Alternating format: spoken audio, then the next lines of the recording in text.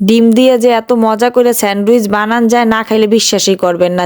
আর কেউ বুঝতেও পারবে না যে এইটা চিকেন স্যান্ডউইচ না, মনে হইবে যেন চিকেন স্যান্ডউইচ। ডিম দিয়ে এই মজার স্যান্ডউইচটা কেমন তারা বানাইছি আজকে আপনাকে লাগে এইটা শেয়ার করবো। আজকের এই রেসিপিটা ভালো লাগলে হেলে চ্যানেলটা সাবস্ক্রাইব করবেন আর লাইক কমেন্ট শেয়ার করবেন। আর ফেসবুক পেজ থাকলে পেজটা ফলো দিয়ে রাখেন।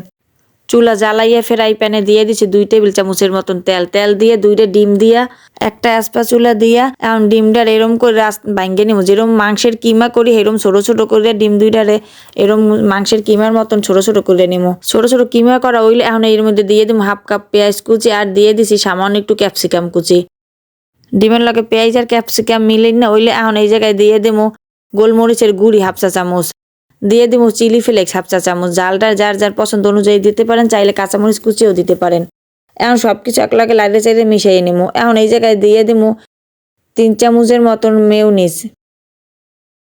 এই জায়গায় ডিমের পরিমাণ বুঝে মেয়োনিজটা দিতে হইবে। আর দিয়ে দিব 3 টেবিল চামচ টমেটো সস। টমেটো সস আর মেয়োনিজটা দিয়ে ভালোভাবে আবার স্প্যাচুলা দিয়ে ডিমগুলা লগে ভালোভাবে মিলিয়ে নিতে হইবে। এখন সামান্য একটু সময় লাড়াচাড়া করে এখন এই জায়গায় দিয়ে দিছি 1 টেবিল চামচ সয়া সস। এই জায়গায় যেহেতু 2 ধরনের সস ব্যবহার করছি এই কারণে লবণ দেইনি। আপনারা যদি লবণের পরিমাণ বেশি খান হলেও সামান্য একটু দিয়ে দিতে পারেন। সবকিছু একলগে ভালো করে লাড়াচাড়া মিশিয়ে নিয়ে এখন চুলাটা বন্ধ করে দিব।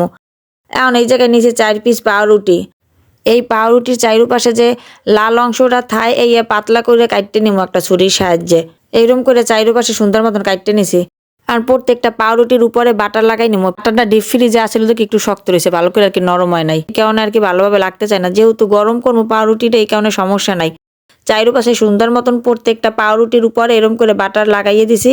এখন এই জায়গায় দিয়ে দিব রান্না করা ডিমের পুর। পাউরুটির উপরে সুন্দর মতন চামচ দিয়ে এরম করে ডিমের পুরডারে দিয়ে দিব।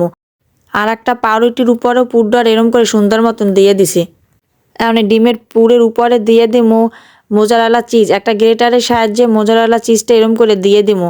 বাসা চিজ আর বাটার না থাকলে খালি ডিমের পুর দিয়েও এই মজার স্যান্ডউইচটা বানাই নিতে পারবেন। বাকি যেই 2টা পাউরুটির উপরে বাটার লাগাই না আছে সেই পাউরুটিটা যেই পাউরুটির উপরে পুর দিয়ে রাখছিলাম ডিমের সেইটার উপরে বসাইয়ে দিয়ে হালকা হাতে একটু চাপ দিয়ে দিমু।